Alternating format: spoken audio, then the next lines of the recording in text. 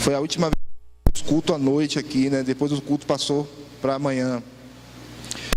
E hoje, graças a Deus, nós temos a oportunidade de certa forma, retomar esse trabalho, né? E podemos dizer assim, retomar em grande estilo, né? Porque nós temos, graças a Deus, conosco nessa tarde, uma família que o Senhor tem abençoado, tem usado para a glória dEle,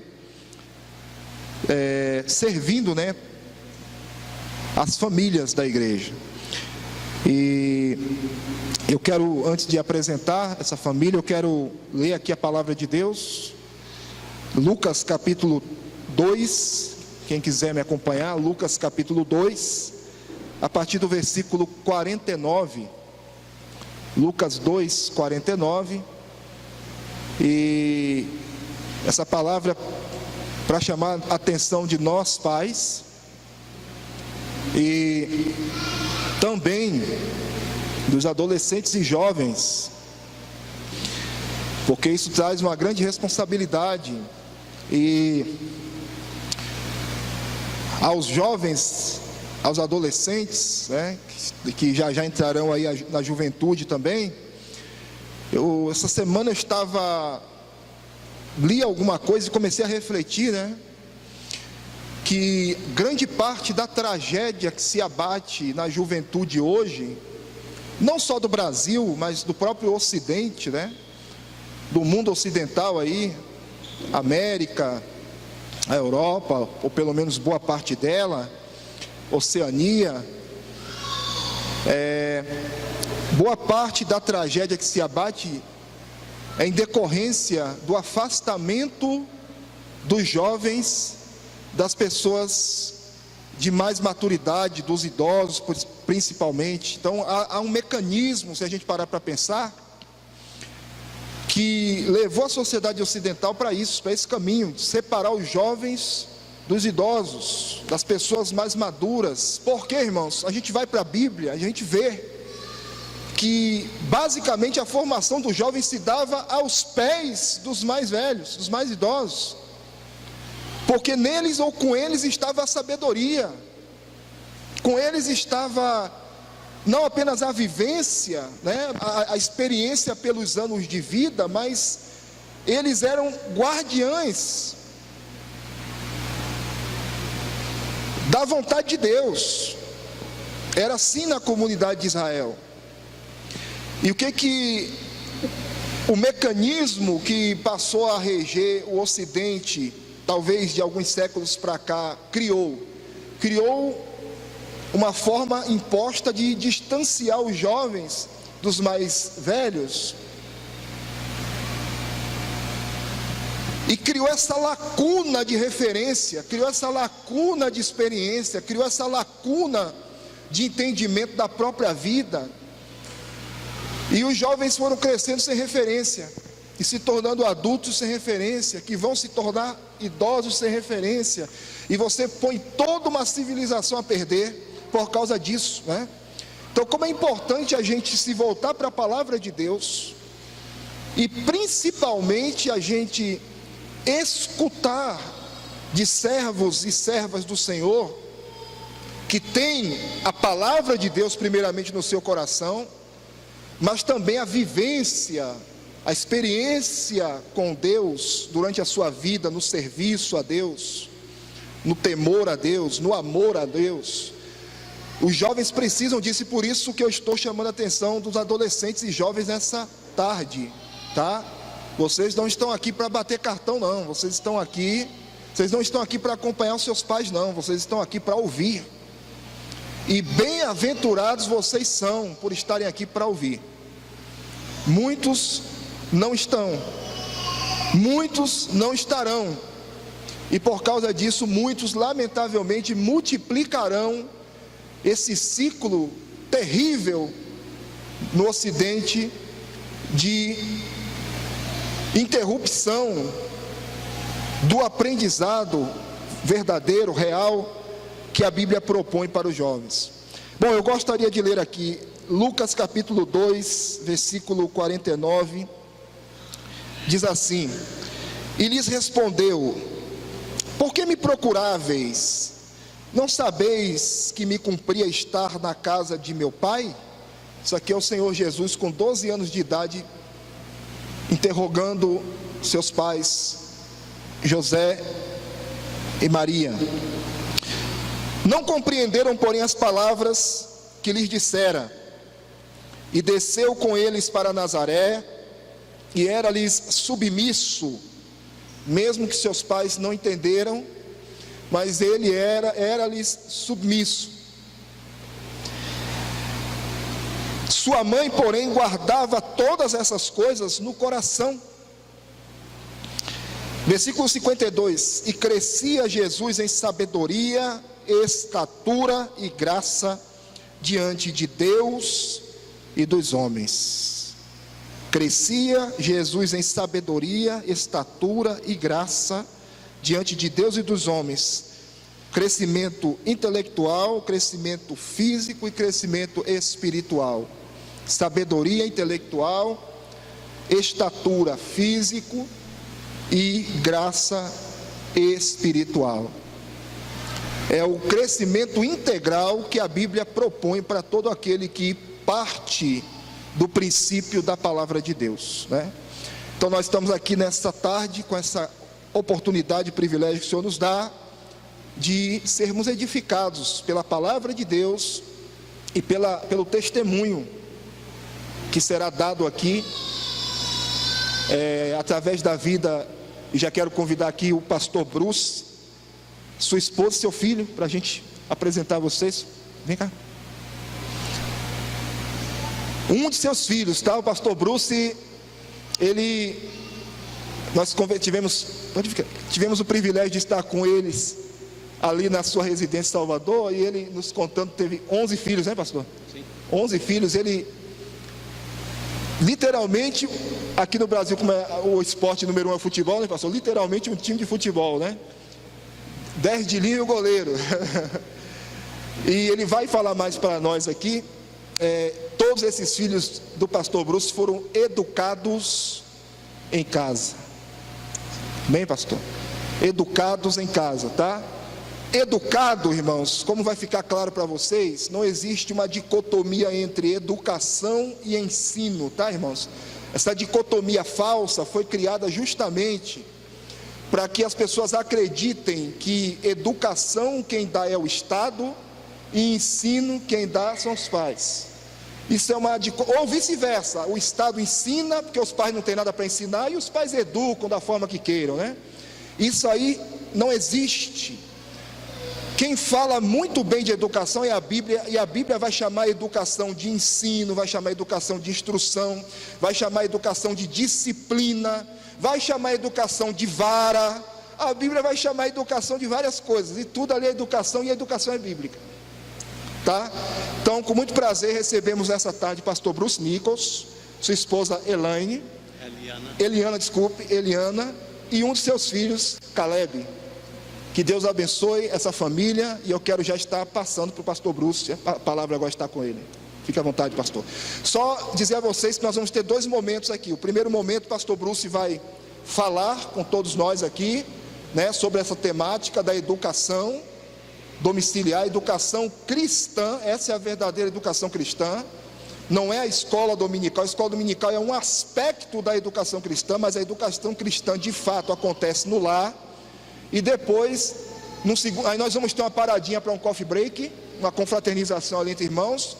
E depois nós teremos um segundo momento em que o pastor Bruce continuará aqui com os homens, e inclusive com os homens de faixa etária adolescente. E a irmã Eliana estará lá na sala 1, lá em cima do CETEM, com as irmãs, né? Vai ser um momento assim muito especial. Deus abençoe. Pastor Bruce, fica à vontade. Muito obrigado, pastor Danilo, e tenho que dizer que para mim, para a Eliana, é um prazer estar aqui com vocês e conhecer novos irmãos na fé em Cristo. Nós chegamos aqui nesta tarde, não uma questão de eu ter 70 anos de idade, ou porque nós tivemos 11 filhos, e fizemos a educação domiciliar com eles. Mas nós chegamos aqui como servos do Senhor para especialmente lembrar-vos o seguinte: esse livro é a palavra de Deus. Jesus disse: a tua palavra é a verdade. O salmista, já há muitos anos antes, tinha dito em Salmo 119, 142, versículo predileto meu: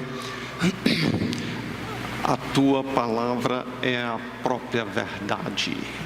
Em outras palavras, este livro aqui é o padrão pela qual a gente mede o que a gente ouve em todas as áreas que ela fala. Então, especificamente, ela fala sobre a criação de filhos. O fato é que Deus planejou o casamento, primeiramente, no primeiro dia da existência humana. Ele já fez o primeiro casamento de Adão e Eva e os instruiu dizendo, os abençoou dizendo: sede fecundos, multiplicai-vos e enchei a terra. Então, o Deus que nos dá filhos, Ele tem dito muito aqui neste livro sobre a nossa responsabilidade de ensiná-los e de termos uma visão que vai, aliás, até além dos nossos filhos. Quem está com a Bíblia aí, abra Deuteronômio capítulo 6. Nós estávamos lendo isto no culto doméstico hoje de manhã lá em casa. Deuteronômio capítulo 6 começa no versículo 1 dizendo: estes, pois, são os mandamentos, os estatutos e os juízos que mandou o Senhor teu Deus, se te ensinassem, para que os cumprisses na terra a que passas para possuir, para que temas ao Senhor teu Deus e guardes todos os seus estatutos e mandamentos que eu te ordeno. E aí, note bem essa parte: tu e quem mais? Teu filho e o filho de teu filho, todos os dias da tua vida, e que teus dias sejam prolongados. Em outras palavras, o que estamos dizendo aqui é isto: na visão bíblica, nós não precisamos pensar somente de nossos filhos, mas nós temos que até trabalhar com eles na visão de que eles também vão passar essas coisas para os seus filhos. Até agora nós temos 23 netos e 4 bisnetos. E a nossa visão não é só para os filhos, é que eles também ensinem o temor do Senhor para os seus filhos também. Me lembro de uma vez, há uns anos atrás, onde meu filho mais velho ilustrou a coisa da seguinte maneira. Eu não conheço quase nada aqui de Camaçari, mas digamos que eu fosse levar você lá para minha casa em Itapuã e chegasse lá dizendo: pois bem, na volta quem vai levar é você. Talvez muitos de vocês já conhecem a rota e tudo, mas se antes de ir daqui para lá eu dissesse: olha, preste bem atenção no caminho, porque de lá você vai ter que trazer de volta, aí você ia prestar mais atenção na coisa, não é? Essa é a mesma ideia que nós precisamos comunicar para os nossos filhos. Filho, eu estou te ensinando esta coisa aqui, mas é coisa que você precisa passar para os seus filhos, os seus netos também, e dizer isso logo enquanto são pequenos. Quanto o nosso ensino, então, dos filhos, eu diria que a primeira e mais importante coisa que nós precisamos passar para os nossos filhos é a necessidade do filho aprender a nos escutar e obedecer.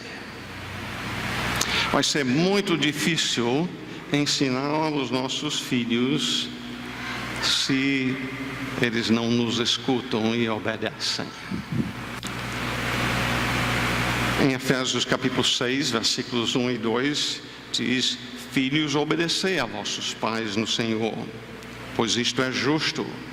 Honra a teu pai e a tua mãe. Com licença.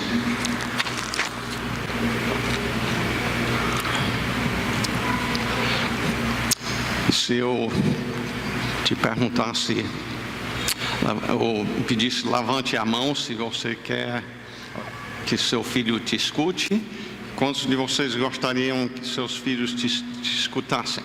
Você quer isso? Muito bem, e o resto não importa com isso não? Brincadeira aí. Mas sabe o que a gente muitas vezes faz? Na verdade, a gente ensina o filho a não nos escutar. Como é que a gente faz isso?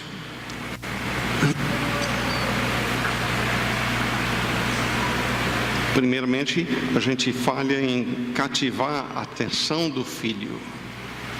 E a gente está virado para lá e falando para o filho aqui, a gente não tem a atenção do filho. Aí ele não atende, não faz o que a gente disse. Aí a gente fala mais alto e ele ainda não faz.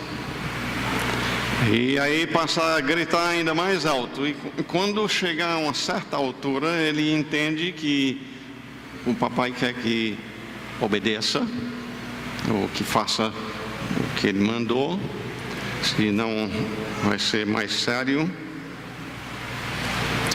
E com isso, o que é que nós fizemos? Ensinamos o filho a não nos escutar. Que ele só precisa escutar quando a gente chegar àquele nível de gritar.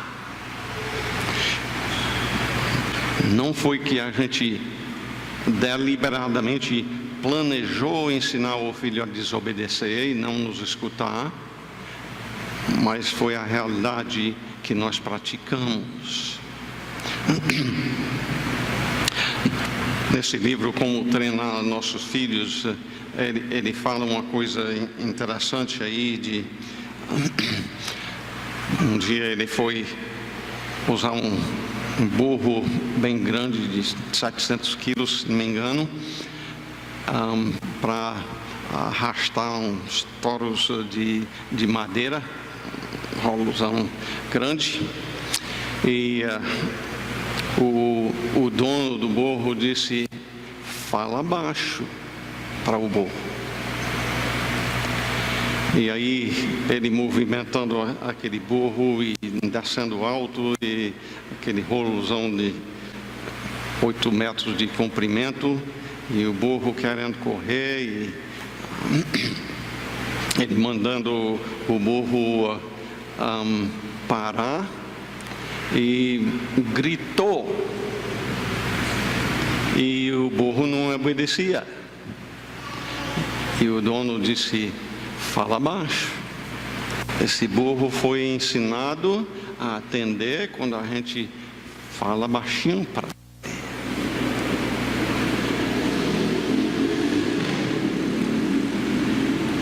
Então, se vamos ensinar os nossos filhos, e isto é aplicável em todas as áreas que a gente vai ensinando, a primeira lição que nós precisamos aprender é: nós precisamos ensinar os nossos filhos a nos escutar.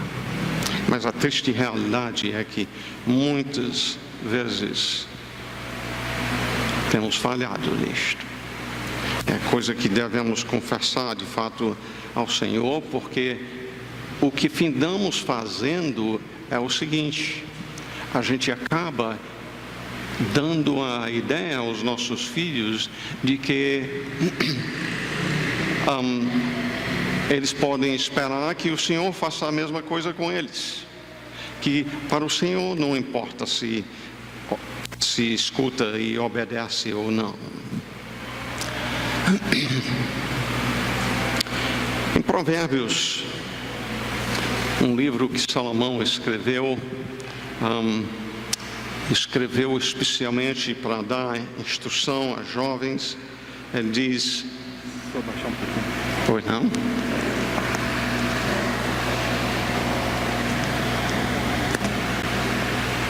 Obrigado. Salomão diz no primeiro capítulo, logo que ele terminou a introdução, ele diz no versículo 8: Filho meu, ouve o ensino de quem? Do teu pai, e ainda mais, não deixes a instrução da tua mãe. Deus, em outras palavras, espera que tanto pai como mãe, que nós estejamos envolvidos em ensinar os nossos filhos. E aqui Salomão está instruindo o seu filho: ouça, escute o papai ou mãe. Ele diz: porque será um diadema de graça para a cabeça e colares para o teu pescoço, vão enfeitar a sua vida. Aliás, deixa eu só mencionar, eu estou gostando de ver vários de vocês aí escrevendo, anotando as referências e tudo, para poder recordar de novo. Deixa eu só mencionar que estou aqui com o irmão Gerlan também. Gerlan está filmando, ele vai postar no YouTube depois, e vocês podem revisar também desta forma. Aliás, deixa eu só mencionar que, quanto a ele e a Ritinha, a esposa, eles têm um casal de gêmeos de 8 anos e também um filhinho de 2 anos. E já fazem 5 anos que eles estão ensinando os gêmeos deles em casa. Nós incentivamos isso. Eles estavam falando em colocar os meninos com 3 anos no pré-escolar, e nós os incentivamos a não fazer isso. No segundo ano a gente ainda teve que dizer: não faça ainda não, aguente mais um ano. E aí, depois disto, convencidos que isto é o que Deus tinha para eles, eles têm feito um trabalho excelente com os filhos deles, graças a Deus. Se depois, no intervalo, quero falar com o irmão Gerlan sobre isto, a experiência deles nisto, estão aí para isso. Depois, então, em Provérbios 1, 8 e 9, ele ensinar o filho da importância de escutar o papai e a mamãe. E é bom ver que nós temos diversas crianças aqui, adolescentes, jovens. Isso é aplicável para você também. Mesmo que o papai e a mamãe tenham falhado muito nessa área, é a ordem do Senhor que importa para você. Escutar o papai e a mamãe vai fazer muita diferença no futuro da sua vida, para ser para a glória de Deus e poder prosperar, se você começa por aí. Logo após isso, a primeira coisa que Salomão passa a instruir o seu filho, no versículo 10, é: filho meu, se os pecadores querem seduzir-te, não o consintas. Isto é, ele logo passa a dizer: meu filho, nesse mundo você vai precisar escolher os seus amigos. Tem pessoas que vão te convidar para fazer aquilo que você sabe pela palavra de Deus que não é correto, que ofende a Deus. E por isso você precisa rejeitar o conselho, os convites destes que querem te seduzir. Escute e obedeça o papai e a mamãe na primeira vez que falam, e não vá seguir por aí. Agora, quando falamos em educação domiciliar, eu quero dizer que nós devemos pensar primeiramente em mais do que mudar de ambiente. Eu acho que geralmente quando a gente fala em educação domiciliar, por causa do lar estar envolvido aí no domiciliar, a gente pensa primeiramente é que nós vamos sair do ambiente de uma escola pública ou particular para o lar. E eu quero dizer que quanto a isto, em termos da Bíblia, eu diria que só em fazer isso aí já é um bom começo. É vantagem. Mas o meu propósito desta parte da palestra é dizer que nós precisamos ter em mente uma visão maior do que só mudar de local. Mas, terminando essa parte quanto à questão do ambiente, primeiramente, em termos do livro do Senhor, nesse livro a gente encontra escolas como locais para onde mandar os nossos filhos para serem instruídos? Não.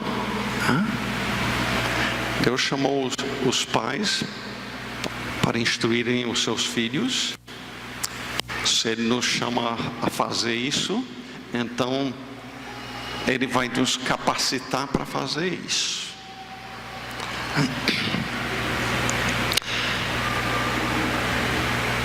Na escola, muito do contato do seu filho, eu estou dizendo a escola fora de casa, né?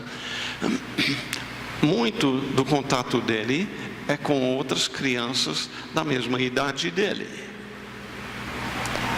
E com isto ele vai estar lá aprendendo de pessoas mais maduras, mais sábias, mais experientes. Não, vai aprender as mesmas tolices e pecados que os demais da sua idade estão praticando. Em termos daquilo que a palavra de Deus nos fala, nós temos 3 fontes de tentação para o mal. São o diabo, o mundo e a carne. Estes são os nomes bíblicos para estes. Se você volta lá a Gênesis capítulo 3, no jardim, Adão e Eva criados, e Deus dizendo no final da criação, capítulo 1, versículo 31, diz: viu Deus tudo quanto fizera, e eis que era o quê? Muito bom, a Bíblia diz. Então não tinha nada mal dentro de si. Não tinha nenhum Satanás ainda, eu digo em termos de rebelde e pecado. em termos de uma criatura, ele foi criado durante os 6 dias também, mas não foi criado mau e pecaminoso. E ele então, creio eu, dentro de muito poucos dias, chega para Eva e tenta ela para não acreditar na verdade. Eu digo verdade não no sentido de que já tinha Bíblia, mas no sentido de que Deus tinha falado e tinha dito: olha, de todas as árvores você pode comer, mas dessa árvore aqui não coma não, porque no dia que comer dessa árvore, certamente você vai morrer. E o diabo vem e contradiz o que Deus disse e diz: é certo que não morrerás. E Eva, sem influência interior, sem influência de outro ser humano, ela acreditou na palavra do diabo e rebelou-se contra o Senhor. Ela então se tornou naquilo que seria o mundo, no sentido de que ela então vem para o marido e leva ele a comer do fruto proibido também. E eu cito isso para dizer então que quanto à educação domiciliar, uma das coisas que vai ser muito importante, especialmente para vocês que estão começando a compreender, juntando doutrina bíblica e pondo ela em prática em casa, é que tirar daquele ambiente onde não somente as outras crianças são uma influência para o mal, mas muito do que está sendo ensinado é totalmente oposto ao que o Senhor diz, né? Por exemplo, ensinando as pessoas que elas podem decidir se vão ser homem ou mulher. Até muito recente nem se pensava nisto.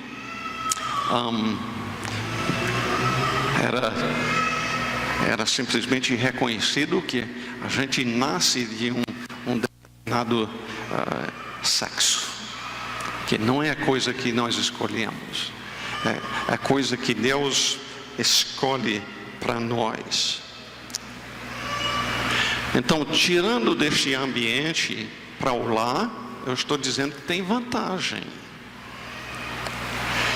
Mas o perigo é de você então pensar: agora o meu filho vai ser, não vai ser. A influência é só aquela de fora dos outros. Mas não se engane, seu filho é seu filho, e sendo seu filho, ele é um pecador por natureza. E para onde ele for, aquela natureza pecaminosa, desde o momento da concepção. Salmo 51 diz, Davi diz que desde a concepção fui concebido em pecado. São as palavras que ele expressa. Então, tenha cuidado de não pensar: pois bem, meu filho não vai ser influenciado pelas outras pessoas do mundo, em casa vai ser perfeitinho. Não se engane, não. O seu filho precisa da regeneração. Essa é a primeira necessidade dele, a salvação, levando a reconhecer-se mesmo como um pecador. Não é só a influência dos outros que levam ele a fazer o que faz. Talvez podia ilustrar da seguinte forma. Talvez eu pouco escuto as notícias, mas não sei se vocês viram um jovem realmente de 20 anos, acho que 21, lá nos Estados Unidos, acho que foi anteontem ou terça-feira, assassinou 8 pessoas, 7 mulheres e um homem, e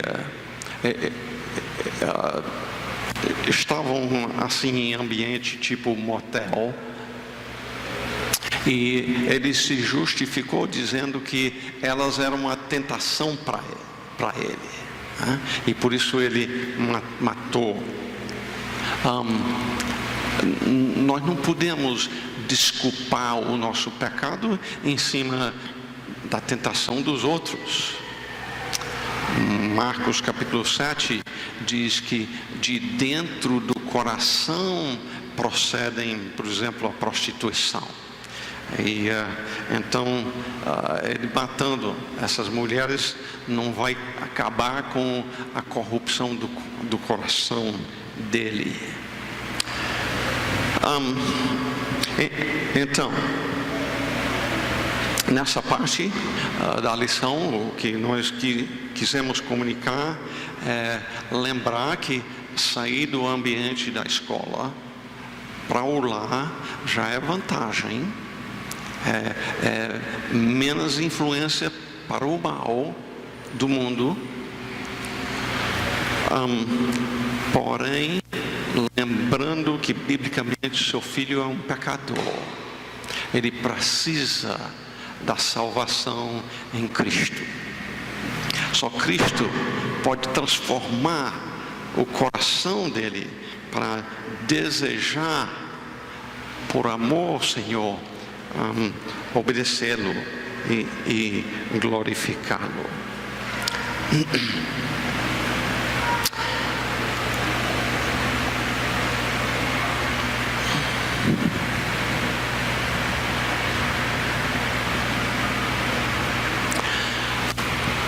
Eu gostaria de fazer outra pergunta então para vocês, e é este: qual é o alvo que você tem para o seu filho? Daqui 20 anos, o que é que você quer do seu filho? O que você espera dele daqui 20 anos? E em termos de muitas pessoas, o que gostariam de ver é que o filho tenha um bom emprego, a ganhar muito dinheiro.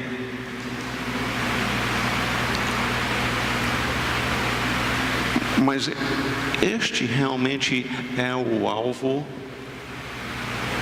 de nós que amamos a Deus? Não estou dizendo com isso que o trabalho não faz parte importante de nossas vidas como servos do Senhor, porque faz.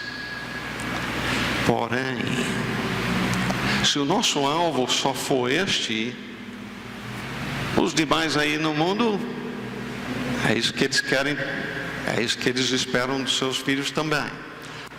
Quer dar uma boa educação, esperando que então tenha um bom trabalho.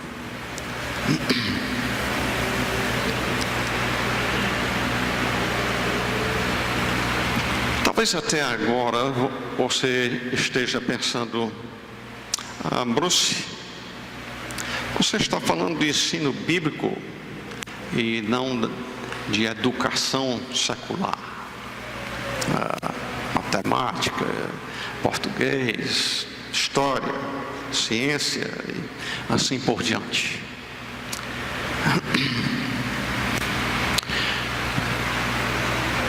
Primeiramente, quanto a você pensar assim, deixa eu dizer que eu gostaria que você deixasse de usar essa palavra de educação secular. Primeiramente porque A palavra de Deus diz em 1 Coríntios 10, versículo 31, portanto, quer comais, quer bebais, ou façais outra coisa qualquer, fazei tudo para o quê? A glória de Deus. E quando ele começa usando logo as palavras comer e beber,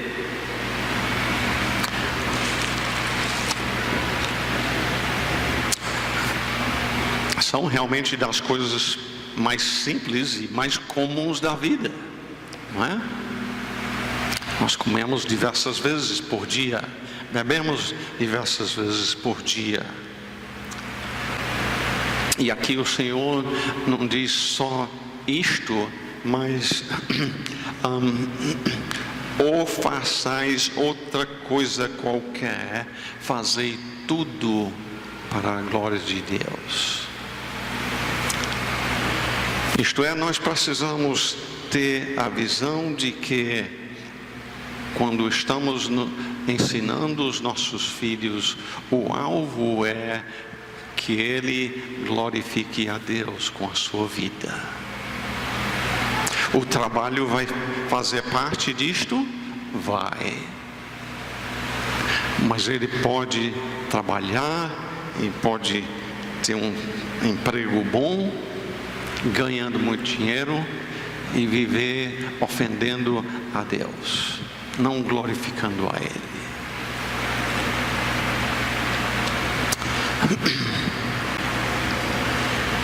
Quando nós confessamos a Jesus Cristo como nosso Senhor, Ele não é Senhor só do domingo. Acho que às vezes a gente tem essa ideia que seguir a Jesus é coisa do domingo, é o dia do Senhor, e aí o resto é meu. Na verdade, confessando Ele como Senhor, deve afetar todas as áreas da nossa vida. Toda a área da nossa vida deve ser vivida para a glória do Senhor. E já que nós falamos um pouquinho antes em relação ao trabalho, vamos começar, vamos falar um pouco sobre isto. Porque na verdade, trabalho ocupa grande parte das nossas vidas, não é? E se ocupa grande parte das nossas vidas, então a Bíblia deve falar sobre esse assunto, que tudo que importa para que a gente possa glorificar o Senhor, tudo isso Ele fala aqui na sua palavra. Em Gênesis 2:2, por exemplo, diz: havendo Deus terminado no dia 7º a sua obra, isso é trabalho, que fizera, descansou nesse dia de toda a sua obra que tinha feito.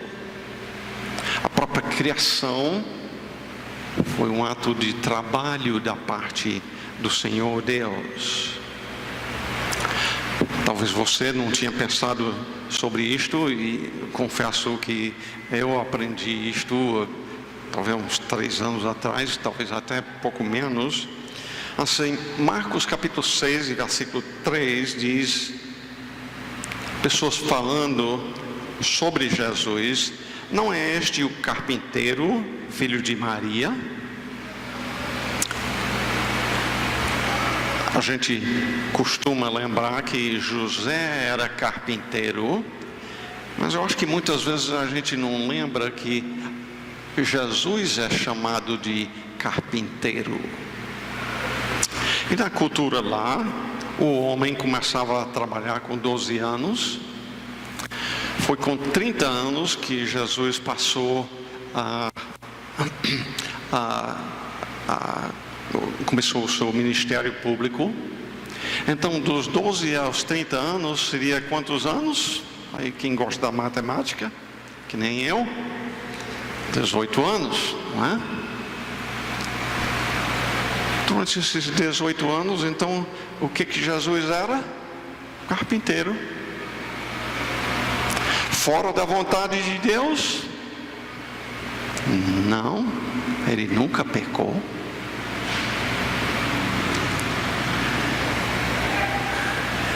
Com isto, certamente nós vemos a importância do trabalho como o próprio exemplo de Deus trabalhando. Jesus disse: meu Pai trabalha, eu trabalho também.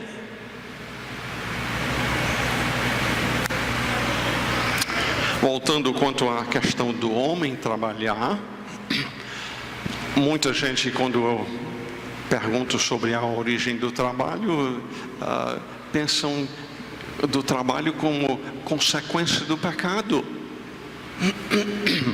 E isto não é verdade. Em Gênesis 2:15 diz: tomou, pois, o Senhor Deus ao homem e o colocou no jardim do Éden para o cultivar e o guardar. Cultivar e guardar o jardim é trabalho. Antes da queda, o homem já tinha trabalho para fazer. Isso deve ser usado por Deus para nós entendermos que nós glorificamos a Deus quando nós fazemos o nosso trabalho na procura de servir a Ele e ao próximo. A queda no pecado afetou o trabalho? Sim.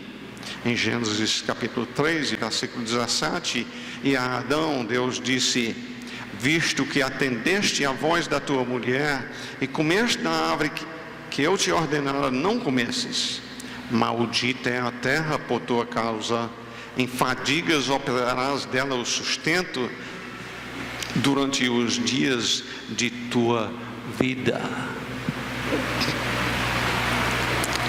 A queda no pecado afetou a área do trabalho, fez com que se tornasse muito mais difícil.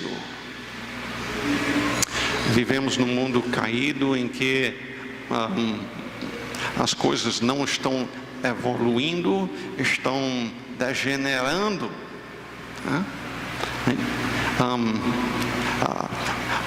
Vocês mulheres, a casa fica limpa todo o tempo? Não, todo dia você dá uma limpeza, não é? É trabalhoso.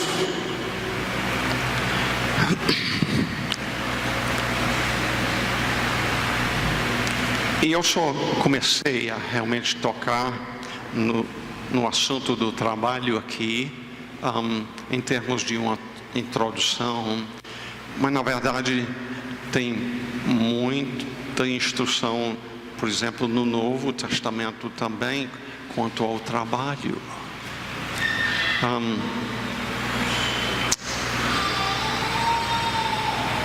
Por exemplo, eu gosto de ilustrar desta forma.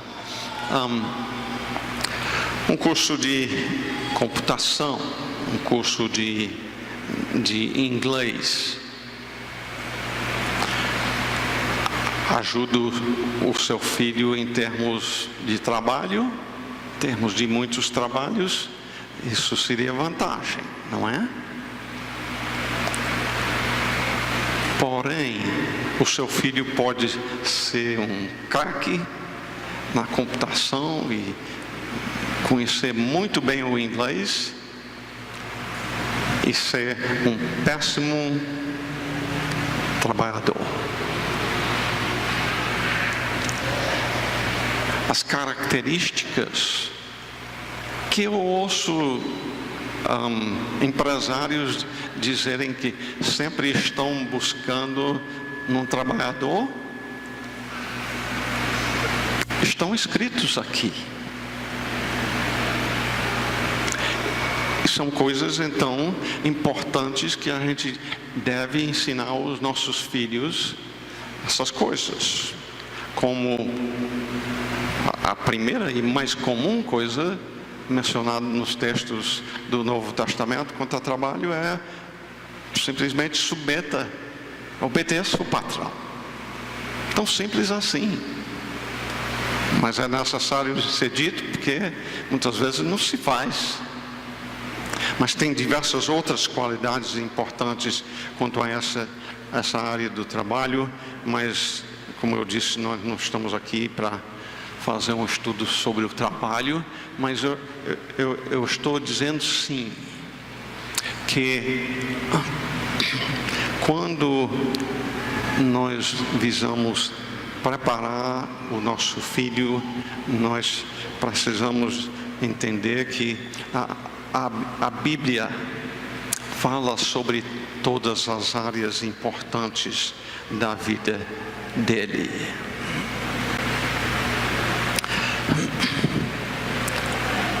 Se você tem, por exemplo, diversos filhos, como nós fomos abençoados pelo Senhor em ter, eu sei que não é comum nos nossos dias, eu sempre gosto de dizer, não sei se chamam a nossa família uma família grande, mas aí 60, 70 anos atrás, nossa família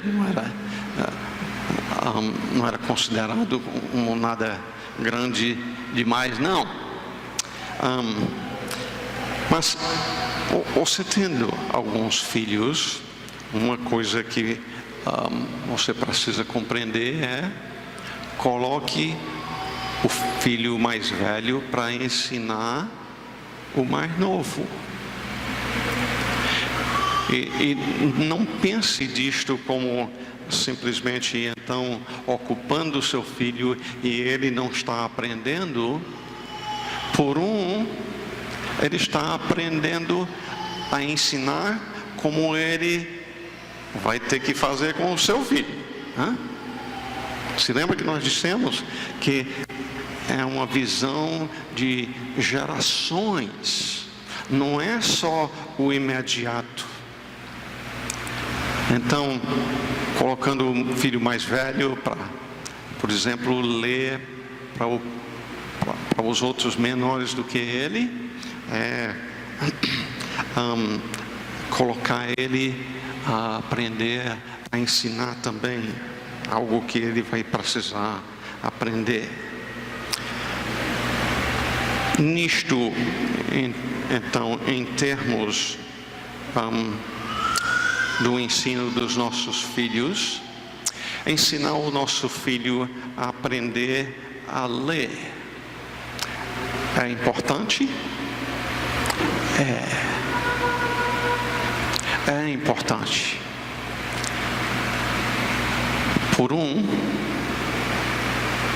Para poder ele aprender a ler a palavra de Deus,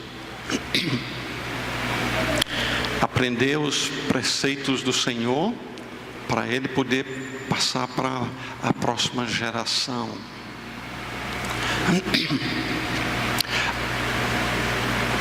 A leitura é importante. Nós temos esse ministério de venda de Bíblias e livros já há muito tempo. Aliás, meu pai fazia isto lá no Ceará, nos dias quando ele morava lá. Mas é lamentável dizer que, em termos da nossa cultura brasileira, a gente é preguiçoso para ler. Pessoas não gostam de ler. Nós precisamos ensinar os nossos filhos não somente a aprender a ler, mas a dar valor a isto.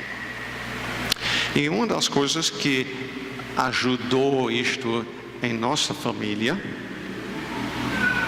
é que nós,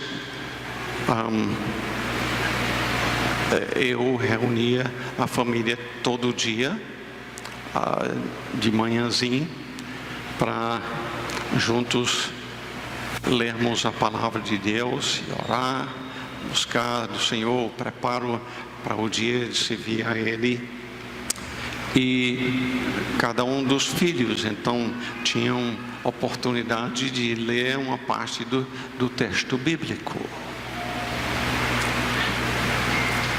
E os que eram menores, vendo os seus irmãos participando e envolvidos na leitura, isso foi um incentivo para elas quererem aprender a ler também.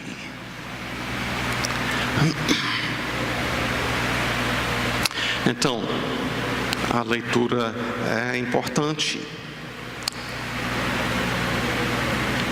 A gramática é importante em termos de nosso entendimento da palavra de Deus. Eu tive o privilégio de ser instruído em casa,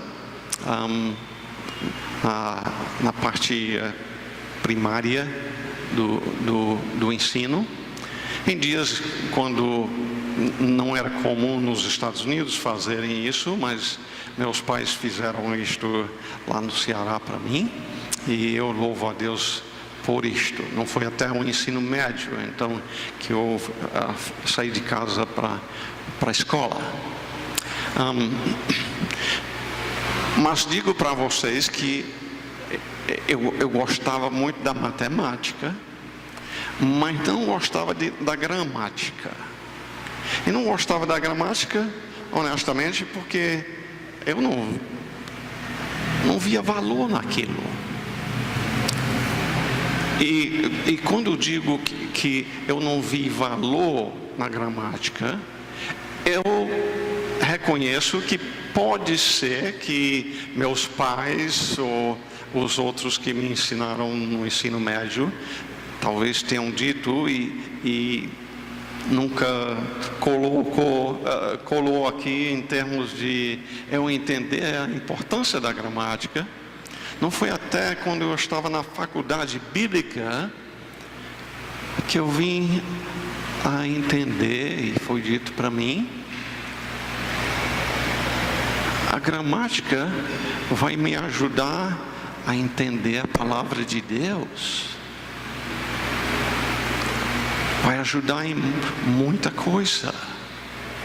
E aquilo que eu achava antes sem valor, passou a se tornar de muito valor para mim.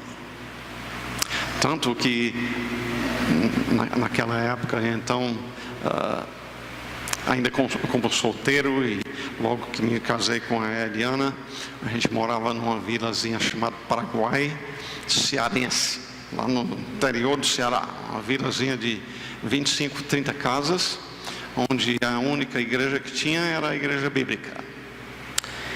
E não tinha escola lá.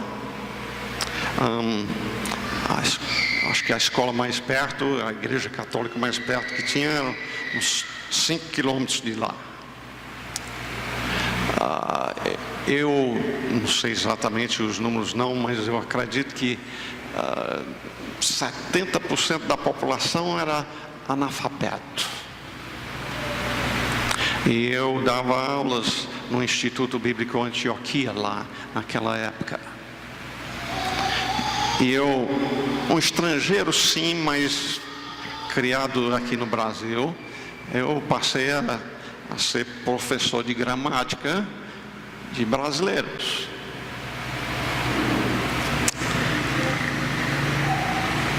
Eu estou falando sobre a gramática porque essa é uma área muito importante para a vida do seu filho se tornar uma pessoa que vive para a glória de Deus. A nossa caçula, o nome dela é Mercela, gêmeo, assim como Caleb também. Os últimos 2 partos da minha esposa foram de gêmeos, então multiplicou um pouco mais rápido por termos gêmeos. Mas a Mercê tomou como projeto, há uns 6 anos atrás mais ou menos, de ela pegar uma Bíblia e colorir todos os verbos da Bíblia numa cor, todos os adjetivos noutra cor, todas as conjunções e assim com todas as classes gramaticais, fazer com a Bíblia toda. Ela fazia 2, 3 classes durante uma leitura da Bíblia no ano, e aí voltando no próximo ano fazia outra classe. E muitas vezes a Mercê vinha para mim e para minha esposa e dizia: olha o que eu descobri. Porque estava estudando a Bíblia desta forma. E lhes digo ao mesmo tempo, não em termos de nos orgulhar, mas a Mercê muitas vezes, se eu não sabia a resposta dela quanto a se este era uma conjunção ou era ou um pronome ou o que fosse, ela ia procurar professoras formadas e exercendo o cargo de professor, e muitas vezes não sabiam responder ela. Por quê? É evidente que em muitos casos não foram instruídos na sua própria gramática, que então deixa a pessoa despreparado quanto ao próprio estudo da palavra de Deus. Entenda que eu não estou dizendo com isto que o entendimento depende só da questão da gramática. Nós precisamos do ministério do Espírito Santo abrindo os nossos olhos a entender, mas a gramática é importante. Seu pastor tem trabalhado muito, estudando, e inclui essa área, inclusive a gramática das línguas originais.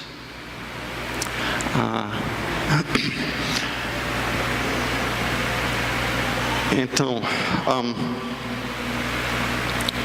deixa eu ver.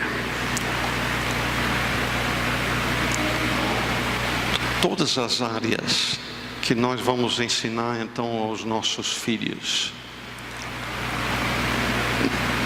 nós precisamos ensiná-los de a cosmovisão bíblica.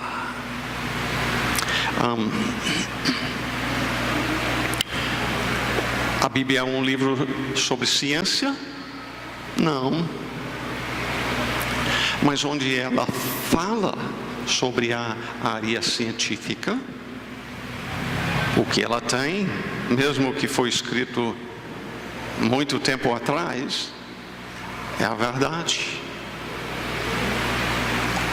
Eu espero que você tenha a convicção na sua mente, onde entra em conflito a Bíblia e a conversa mesmo de um cientista, um doutor na ciência. Nós precisamos ter a Bíblia como padrão. Deixa eu ver se eu cito um exemplo para vocês disto. Nosso quinto filho é uma filha.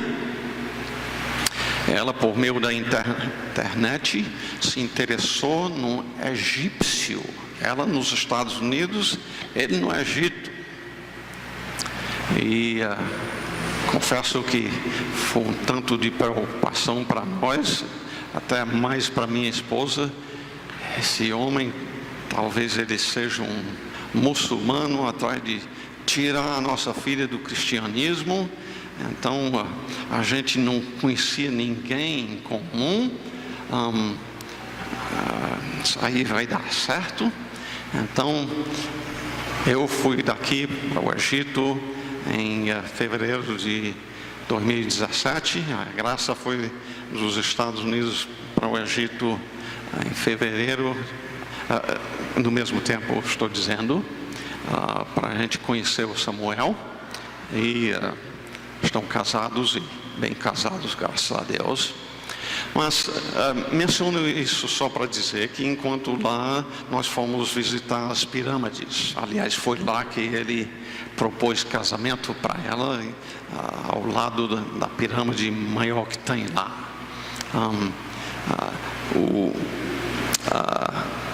Um lado da pirâmide, se me lembro direito, são pelo menos 150 metros. É muito grande. Pedras enormes, pedras, eu digo ali na base, né? Mais ou menos da minha altura e de comprimento quase daqui até aquela coluna ali. Talvez até a mulher para cá da coluna. Mas enormes. O que tem de profundidade, eu não sei. Quem é que sabe como é que movimentaram aquelas pedras? Mas foi dito, enquanto eu estava lá, que essas pirâmides tinham 7.000 anos de idade.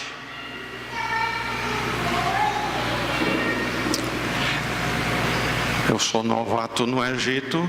Eu não conheço muita coisa quanto à história do Egito, mas ouvindo aquela palavra eu simplesmente aceito como sendo a verdade, que já tem 7.000 anos.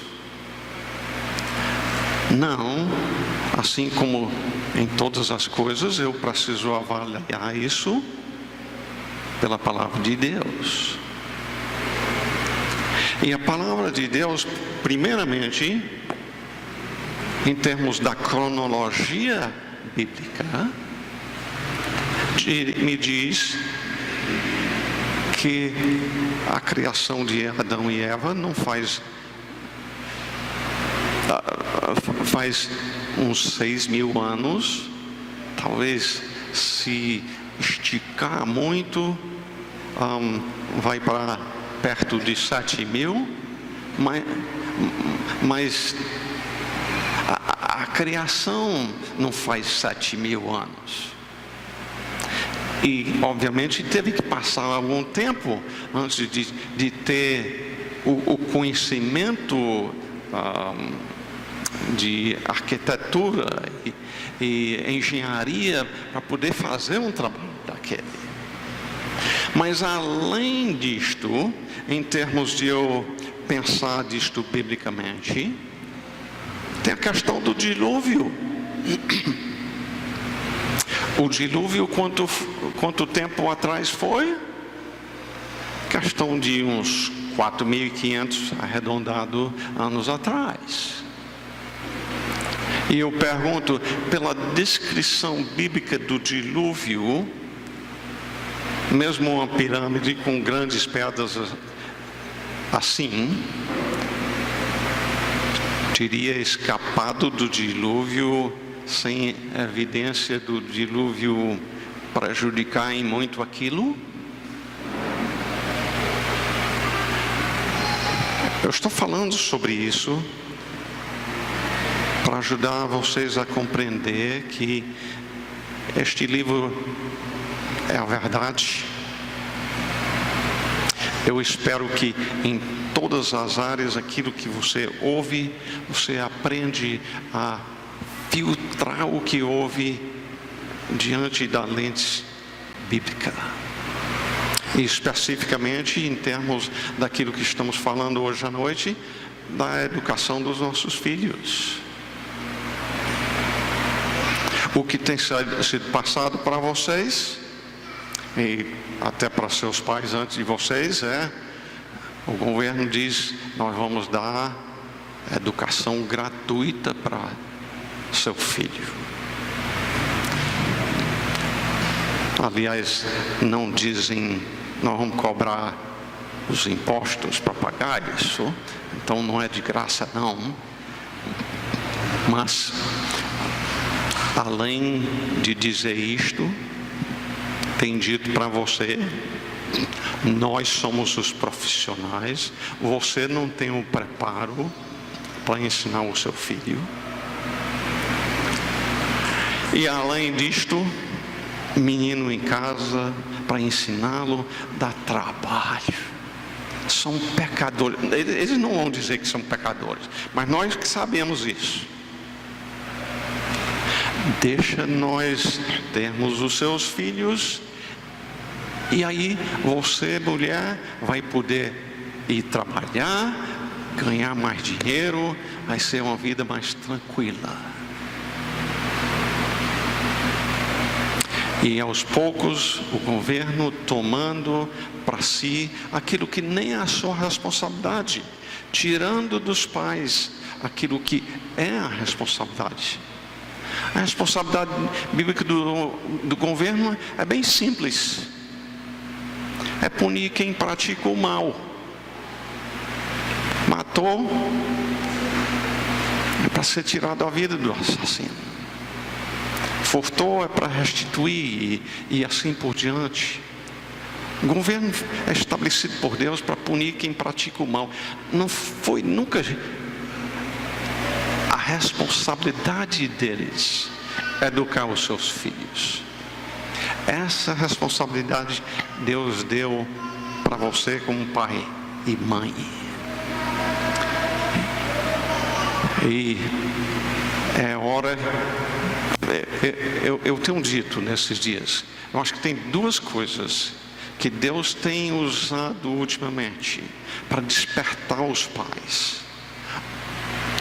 Um é sendo incomodados pelo que as escolas estão fazendo, vendo irmãos em Cristo ter colocado seus filhos na escola e com pouco mais são evolucionistas, estão vivendo aí na prostituição, e assim por diante, não glorificando a Deus. E a segunda coisa é esse vírus, né? Que as escolas fecharam e os pais dizem: o que vamos fazer agora? Né? E eu creio que Deus está usando isto para despertar a sua igreja. Já é muito tarde, na verdade. É muito tarde. Já perdemos muito tempo. Mas é tempo para nos despertar sobre a obra que Deus nos confiou, de ensinar os nossos filhos e ensiná-los a compreender que vai mais do que só a visão para eles. É para os nossos netos, os bisnetos e gerações aí que Deus queira levantar da nossa parte.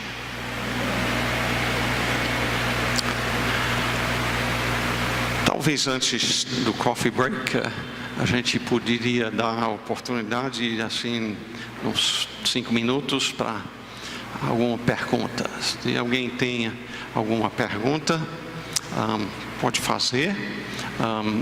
Eu planejo dar oportunidade para isto também no meu tempo com vocês homens, e a Eliana também quer fazer isso com as mulheres. Senhor, eu sei que para mim, pensando no que temos falado, primeiramente é reconhecer que nós compreendemos tão pouco. A Bíblia é um livro grande. Ela fala sobre tudo quanto é importante. Nós não somos oniscientes como Tu és, Senhor. Aliás, o Senhor não espera isso de nós. Mas se o Senhor nos deu a Bíblia, com certeza é a fim de que nós possamos Te conhecer, a Ti e ao Teu Filho Jesus Cristo. Ter em Ti a vida eterna. Ter em Ti uma visão que não é mais egoísta: a vida é minha, faço dela o que eu quiser. Mas transformado para ter uma visão bíblica de se casar, de ter filhos, de criá-los a fim de que levantem-se novas gerações, tementes ao Senhor, que fujam do mal. Graças te damos, Senhor, que o Senhor é infinito no saber. A verdadeira sabedoria está em Cristo, diz em 1 Coríntios 1, 30 e 31. E ajuda-nos então a não nos estribar no nosso próprio entendimento, mas que possamos, em vez disto, confiar no Senhor. Eu entendo que, Senhor, para vários destes pais que estão aqui presentes, estão entrando numa área nova. E muitas vezes em áreas novas a gente entra com temor e tremor, por causa do desconhecido, mas nós rogamos que o Senhor possa ajudar os irmãos então a buscar-te nesta situação e viver para honra e glória, louvor do Senhor. Nós rogamos isto no nome do Senhor Jesus Cristo. Amém. E só antes de nos despedir, deixa eu só mencionar alguns dos livros que nós trouxemos. E deixa eu dizer, ao começar quanto a isto, que o culto doméstico é de imenso valor. É um tempo de ensino formal em casa. Nem todo o tempo vai ser formal, uma boa parte vai ser informal. Mas uma das coisas que eu fiz com meus filhos foi ler bons livros, dizendo para eles: olha, papai não sabe de tudo não, nós vamos procurar aprender de quem sabe mais do que eu. Um dos livros que eu usei, então, lendo para a família, é o Resgate do Ensino Bíblico. Aliás, eu vi na biblioteca aí, lá é Pense Biblicamente. Pense Biblicamente é este mesmo livro aqui do John MacArthur, um livro que vai avaliar muitas das áreas importantes da vida, como até economia, o ensino, a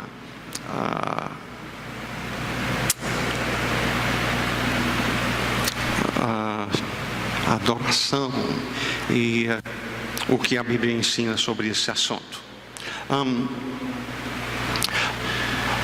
Outro que eu mencionaria quanto a culto doméstico seria esse aqui. Começando com o começo, é um estudo que eu mesmo preparei, um estudo de origens, de Gênesis 1 a 12. Tem tanto o manual do professor como o do aluno. O do aluno tem lacunas para a pessoa aprender. Então, este livro, ou essa apostilha, isto é, vai ajudar numa área muito crítica, muito importante, porque na escola o que é ensinado é a evolução. Até o Papa lá em Roma tem dito que a evolução é verdade. Esse aqui defende que a Bíblia é a verdade, é o padrão, não é difícil de compreender. Deus comunica em linguagem que nós podemos entender quanto às origens. Falei muito sobre a importância do seu filho ser regenerado, o Evangelho segundo Jesus, também de John MacArthur. nenhum livro dos muitos livros que eu tenho vendido, nenhum livro tem sido comunicado para mim que afetou, transformou a vida de pessoas mais do que o Evangelho segundo Jesus. E também mencionei esse aqui, um que eu traduzi, Como Treinar Nossos Filhos. Nós temos vários outros lá atrás também. Nós não fazemos isso para ganhar dinheiro. Deus tem providenciado para nós sem ganhar. É um meio de fazer disponível à Igreja de Cristo boa literatura, o preço mais barato possível. A gente compra em grande quantidade. Ontem eu comprei R$5.500 de Bíblias. Então a gente compra em quantidade maior e a gente ganha um desconto maior para poder vender mais barato. Nosso objetivo é poder vender mais barato, cobrindo só as despesas mesmo.